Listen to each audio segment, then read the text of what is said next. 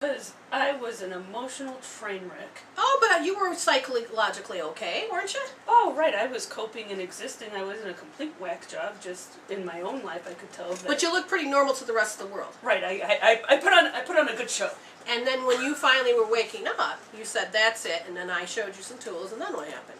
Oh my gosh, I got off my antidepressants. Was like the major accomplishment that was going on, that I had just needed I think it was Paxil, just to be able to cope and exist. And to create, I was using that to create stability. But you know what's interesting about that? When I started to do hands-on healing with people that take that sort of stuff, because you're supposed to be happy again, right? Start producing to be happy again. Right. Once you start going down the rabbit hole, and it's like you put your toe in a sad feeling or something, and it's like, I'm going to get swallowed up whole. And so then the medicine... And the medicine kicks in to take you back out of it. So people come to me, and I was doing hands-on healing directly onto their body, because then I can connect with the energy fields and then communicate, tell them their story, and heal from there. And it was funny because as soon as I put my hands on people, the story would come up, and as soon as I to tell them, they'd go, oh yeah, and then all of a sudden they were happy again. And I thought, oh, and then finally I learned to ask, are you on medication? Are you medicated? And as soon as they said yes, I said, oh, well then I can't really give you a Brenda special, because that requires... Can't tap it, you can't get beyond the veil, past the medication to get into, start using the tool effectively. So then I've learned that the body would heal, okay, since they can't consciously connect, we can heal energetic-wise on a different way. That's where Reiki and all of this stuff works wonderfully. So I had to disconnect what I did, which was through a higher frequency, and then just give what was still great, but I knew that potentially it could go better, you know. And so... So then you helped me with soulpathic to wean yes, they're awesome. To wean myself off the meds, because that was my biggest fear, were the side effects when I wasn't going to be on the medication, that they just started completely messing with my head, to the point that I would get in a fetal position if I forgot about that. If I wasn't on my med, because all of it, it's like the way that it just starts wrecking the brain activity, the blood in your brain. I just would hear the sound effects. It was just like so overwhelming. And so to be able to, once I got off the meds, people were like, you are more grounded. You're not as manic. Oh my gosh, they could, like, it was like night and day. They could see a complete So not only did you notice the difference, people outside of you noticed the difference. They're like, oh my gosh, I feel like they weren't able to experience the full Jen, because a lot of it was through a mask.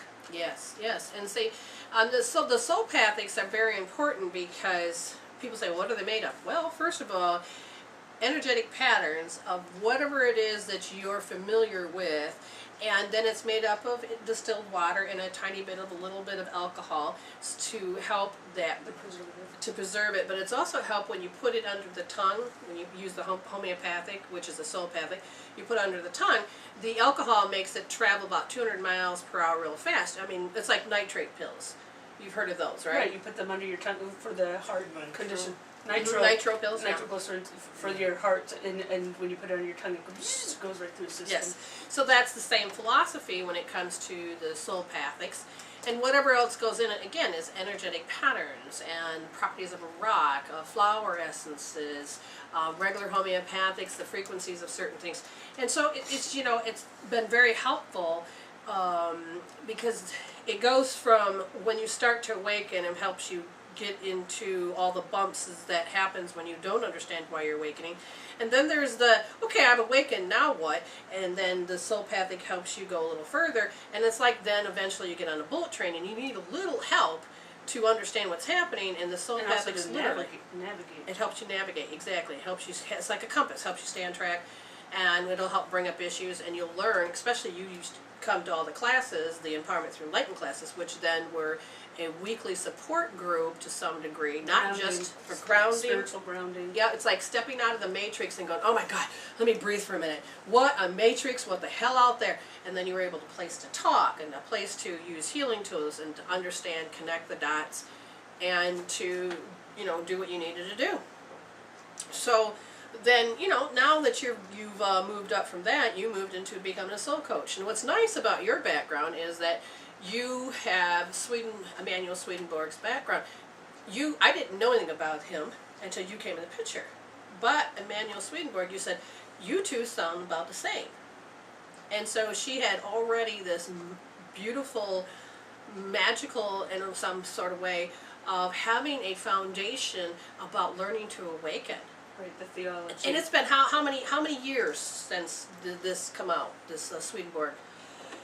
His writings were in the mid-18th century. And it's amazing, we've had all these tools, and so all these pioneers are before us, and now all of a sudden, this information, because of this internet, which makes it great, allows us to start connecting with the people around the world. I mean, you meet people around the world, and you're like, you would have never met them before.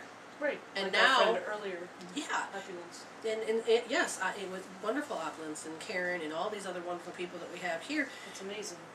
And you never would get to meet them any other way unless you created another way to meet them. But it's so quick and so easy, and Facebook, all my friends are in there. I mean, all my friends are in the computer. Now, people like to say, oh, but that's false friends. You don't get to meet them in person. You know what? I have met several people that they're just as real. They're just as real, but when they actually do walk up to your face, it's kind of cool.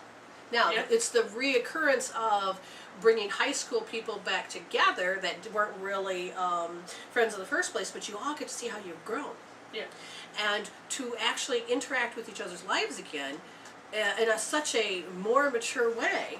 And some people that didn't mature, you don't have to have any friends, you can block them out, it don't matter. But at the same time, you can really grow. Or you do searches if you're looking for a specific thing. I mean, that's how I became clergy advisor for a student group at MSU. Oh, that's true, and it's it wonderful. was all just through Facebook. It was awesome connections. Yeah, and allowing yourself to have more opportunities than we used to have in the first place. A lot of people get confused about, oh, she says I have to heal that. I take offense. But sometimes healing, my definition of healing, is simply about the fact I want you to see what it is, the root or the core of what's producing this that's out here. When I say heal it, I really mean let's create closure, let's resolve it, let's change that frequency so that you can have your life force back and so that you can create better. So you don't have to keep creating that same entanglement cord. You can resolve that, and then you get to create better, a healthier vibration for yourself. Does that make sense, or can you put 2 cents in? Okay. Okay, we can't tell whether or not because the blog talk says we're off air. No, but we're still on air and we're still streaming. We're still okay. It's the timer effect. That's the timer. The timer effect is off. Now we're going to do our best to go by our clock out here at least about 4.5 minutes off. So we hopefully you're still listening. Okay. And so what's been going on here? Oh, they're just talking about when I was talking about the meds and that kind of thing that they could relate, and then they that's beautiful. Thank you. That you're great healing and all that kind of stuff. So thank you. She says it says 3 minutes left. Thank you. That'll actually help us out. Okay, so our clock's about right. That's good. Yeah. So I do like the praises, and I totally appreciate it because it gives me, what do you want to call it? It gives me, you're like the guidance system on the compass that says I'm moving in the right direction. The feedback is helping, making sure that as we're navigating, they're saying, okay, yep, it's making sense, and we're all on course together. Yeah, and see, when you're in sync and you're on the same page, you really allow yourself to grow and to move and to be, and everybody gets to share. When you're out of sync, then that's where you create confusion, conflict, and me and my husband, we can tell when it's moving. The moment we're out of sync, we're like, wait a minute, it's not about the issue of what we're fighting about. We're out of sync. Is it necessary for us to be out of sync? And what's the story? So you can take these healing tools and really open up a relationship. Right, there was not like friends, your but 2-year-old and your 17-year-old we're clashing, and I'm standing there going, what? But we were aware of it, which made it better. And it's like, okay, we're both turning, let's blame Jen. No, that wasn't me. And I said, it's time to heal. So it's good. Honey, do you like living with 2 soul coaches? It's great. Yeah. That's what you live with the one and one's the roommate. Yes. Yeah. Don't let anybody get the wrong idea. Oh, no. Well, she's living here because of her transitioning, and so I'm giving her a safe place to be. Oh, good. thing says we have 90 seconds left. Great. Okay, good. But when he first started out to become a spiritual human, he had to learn the practices and think about it. And so when you got two soul coaches opening their mouth at the same time, it feels like BB guns, and that they're deliberately trying to hurt you when you don't actually hear it. That what they're saying is, well, here's a clue, oh my God, let's put the dots together. All you hear is like, oh, you're bad, oh my God, that's bad, you better heal, oh, you better do something about that. And we got actually afraid of talking. Oh, he hated that phrase. Like, Heal. No. You know, I was like, heal, boy. No, that's Not not a it. dog, yes. And so I've learned to say, okay, me and Jen are like, I'm afraid to talk to him. And so finally it's like, he's like, why are you so afraid? I was like, because we're afraid you're going to bite us. We don't want to get bitten.